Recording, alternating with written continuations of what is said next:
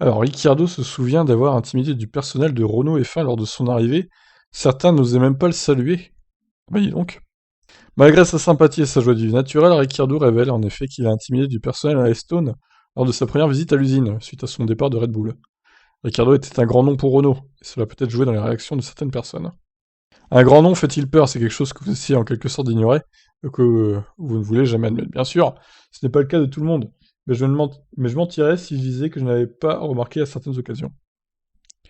Je pense que l'une d'elles était quand je suis passé de Red Bull à Renault, c'était le transfert le plus médiatisé de cette saison. Et je pense que pas mal de gens chez Renault ont probablement lu trop d'articles et de gros titres, et c'était pour eux une affaire plus importante que jamais avec mon arrivée. Alors j'ai eu l'impression que lors de mon premier jour de travail, les gens étaient juste timides, même pour me dire bonjour. Je ne suis pas si important que ça, on pouvait juste dire que certains d'entre eux étaient vraiment renfermés dans leur coquille et intimidés. Ricardo souligne donc à quel point certaines rencontres le laissaient parfois mal à l'aise.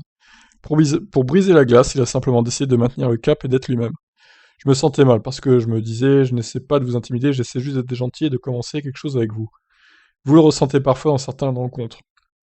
Je pense que la meilleure façon de briser la glace est d'être authentique, d'être vous-même et juste de le faire savoir, de faire savoir, de leur faire savoir que vous êtes comme eux. Vous êtes un humain et nous avons tous des sentiments. Nous avons aussi tous une passion et un amour pour la même chose, donc c'est plutôt cool. Non, pour démarrer une relation. Et oui, ils étaient intimidés par Daniel, par son charisme évidemment. Regardez, il baisse les yeux, hein, l'homme chez Renault là.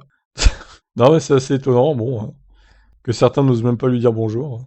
Une anecdote assez étrange, bon bah, pourquoi pas, hein, je vous laisse réagir.